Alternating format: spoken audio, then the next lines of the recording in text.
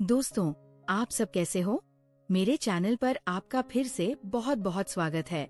आज की कहानी सुनकर आपका दिल भी धड़कने लगेगा और शरीर में एक अजीब सी सहन दौड़ जाएगी। ये कहानी इतनी गहरी और इतनी गर्म है कि आखिरी लाइन तक आप स्क्रीन से नजर नहीं हटा पाओगे।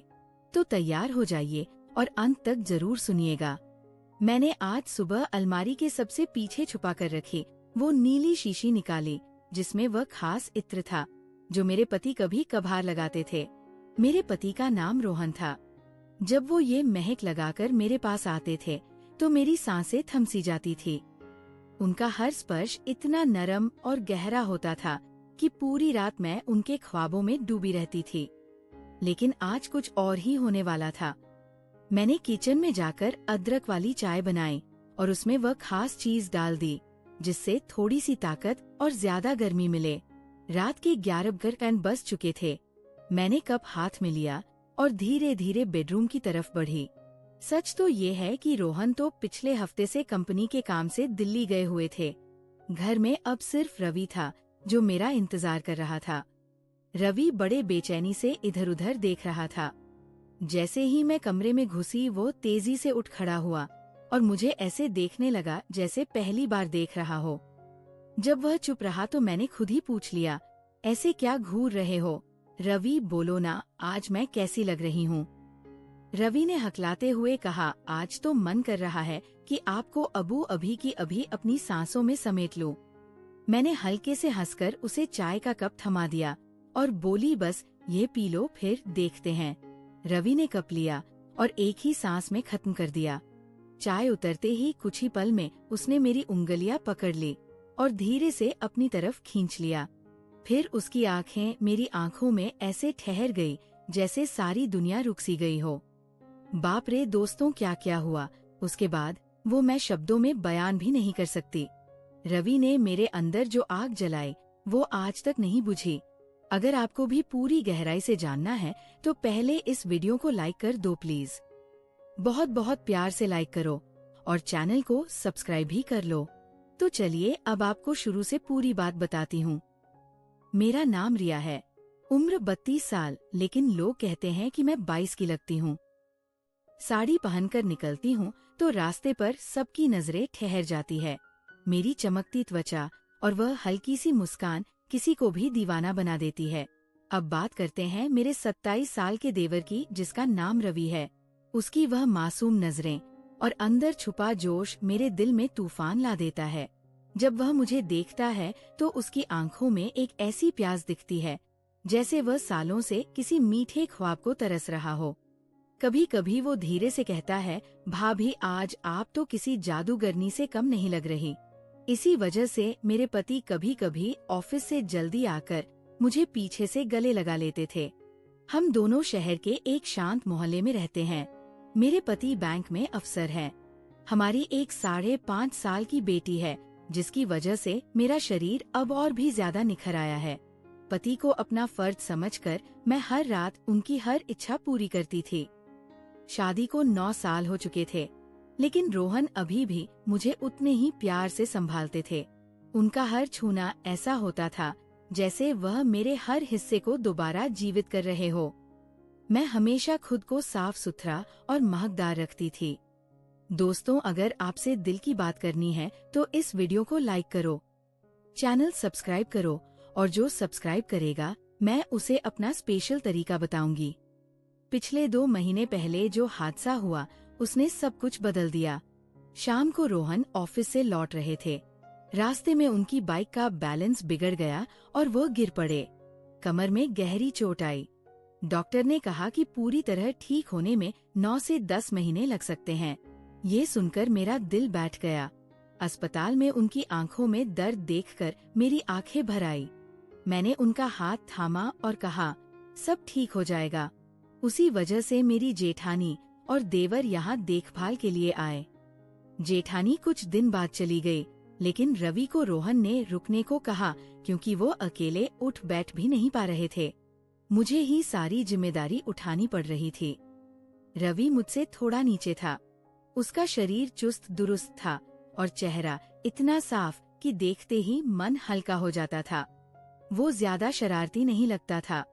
मैं भी खुश थी कि कोई तो है जो मेरी मदद करेगा। पहले पहल वह मुझसे थोड़ा संकोच करता था, क्योंकि शादी के बाद पहली बार इतने करीब था। रात को जब मैं रोहन को दवा दे रही थी, तब रवि भी पास बैठा था। फिर वह अपने कमरे में चला गया। रोहन के चेहरे पर हल्की राहत थी, लेकिन दर्द अभी भी था। तभी मेरे मुंह से निकल गया, वो भी क्या दिन थे जब आप मुझे अपनी बाहों में भरकर सारी रात जगा देते थे। रोहन हल्के से हंसे और बोले, क्या बात है मेरी जान, आज तो बहुत बेचैन लग रही हो। मैंने कहा, आप तो मजाक कर रहे हैं और इधर मेरी हालत खराब है। सच कहूँ तो ये इंतजार मुझे मार डाल रहा है।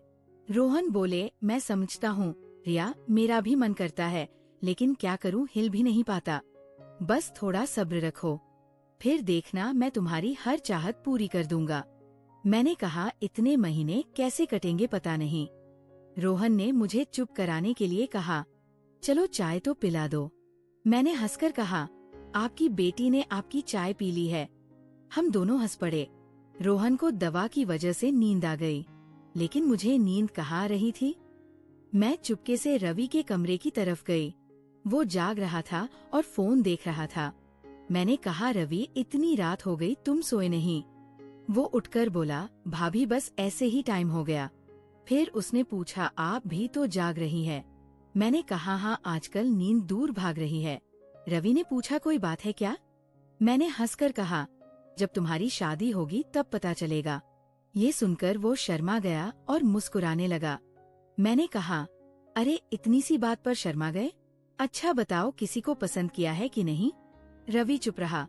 मैंने उसका हाथ पकड़ा और बोली, अपनी भाभी से इतना मत शर्माओ। वो धीरे से बोला, भाभी सच कहूँ तो ऐसी बातें मैंने किसी से नहीं की। मैंने कहा, तो मुझे अपना सबसे करीबी दोस्त समझ लो।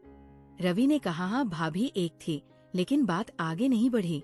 मैंने कहा, अच्छा तुमने उसे छुआ भी नहीं? वो बोला, नहीं भाभी। मैंने कहा, चलो अब मैं तुम्हें सब सिखा दूंगी। हम बातें करते करते देर तक जागे रहे। सुबह जब आँख खुली तो रवि मुझे देख रहा था। उसने गुड मॉर्निंग कहा। मैंने पूछा, क्या देख रहे हो? वो बोला, भाभी आप सच में बहुत खूबसूरत हो। मैं हंस पड़ी। फिर वो बोला, भाभी एक बात पूछूं? मैंने कहा, पूछो। उसने कहा, ये जो आपकी ये खूबसूरती है ना, कभी भारी नहीं लगती क्या? मैं हंस कर लौटपोट हो गई। उसके बाद रवि मुझसे बहुत खुल गया। अब वह मुझसे बेझिझक बात करता था। 20 दिन बीत चुके थे। वो घर के सारे काम कर देता, बाजार जाता, रोहन की मदद करता, मेरी सेवा करता, शाम को सिर दबाता। मेरी बेचैनी बढ़ती जा रही थी। रोहन अभी भी बिस्तर पर थे। मैंने सोचा, अब रवि ही मेरी राहत है। मोहल्ले के कुछ लड़के मुझे देखते थे, लेकिन मैंने उन्हें इग्नोर किया क्योंकि घर की इज्जत थी। रवि तो अपना था। मैंने तय कर लिया कि आज रवि से सब कुछ लूंगी। मैं किचन में गई। साड़ी का पल्लू थोड़ा सरका हुआ था। बेटी नानी के यहाँ थी। घर में सिर्फ रोहन और रवि थे। रवि नहाकर आया। मुझे देखकर वो ठिठक गया और बोला, सॉरी भाभी, मैं बाहर जाता हूँ। मैंने कहा, अरे अंदर आओ, कोई बात नहीं। वो हिचकते हुए आया। मैंने कहा, ऐसे घूर क्यों रहे हो? उसने कहा, भाभी आप इतनी खूबसूरत लग रही हैं कि आंखें हट नहीं रही। मैंने कहा, तारीफ छोड़ो और मेरी मदद करो। रवि बोला, भाभी मुझे नहीं पता कैसे करना है। मैंने कहा, बस पास आओ और धीरे धीरे मेरे करीब रहो। थोड़ी देर बाद उसका हाथ कांपने लगा। मैंने सोचा, अब आगे बढ़ने का वक्त है। मैं थोड़ा झुकी और रवि ने पीछे से मेरी मदद शुरू की। लेकिन कुछ ही पल में रवि का जोश ठंडा पड़ गया। मैंने देखा वो पहले ही खत्म हो चुका था। मैं हंस पड़ी और बोली, यह क्या कर दिया पागल, शुरू होते ही खत्म। रवि हड़बड़ा कर बोला, सॉरी भाभी, पहली बार था इसलिए वो चला गया। मैंने खाना बनाया और रोहन को दिया। रोहन बोले, इतना पसीना क्यों? मैंने छेड़ते हुए कहा, जब आप करते थे तब तो और भी ज्यादा हो जाता था। वो मुस्कुराए। खाना दवा के बाद वह सो गए। मैं नहाकर ताजा हुई। रवि भी सो चुका था। शाम को चाय लेकर गई तो वह मुस्कुराया। मैंने कहा आज खुश क्यों हूँ? वो बोला भाभी वो एहसास बहुत अच्छा था। मैंने कहा बेवकूफ मैं कब नाराज हुई। फिर हम बातें करने लगे।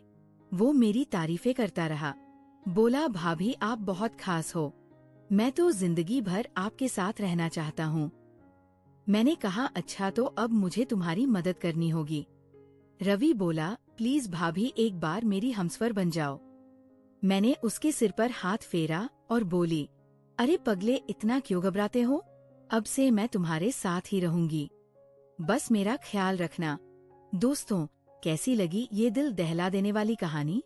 अगर अच्छी लगी तो कमेंट में जरूर बताना और चैनल को सब्सक्राइब कर देना ताकि मैं अगला पार्ट जल्दी ला सकूं। बहुत सारा प्यार और लाइक भेजना। मिलते हैं अगले पार्ट में, तब तक के लिए बाय बाय।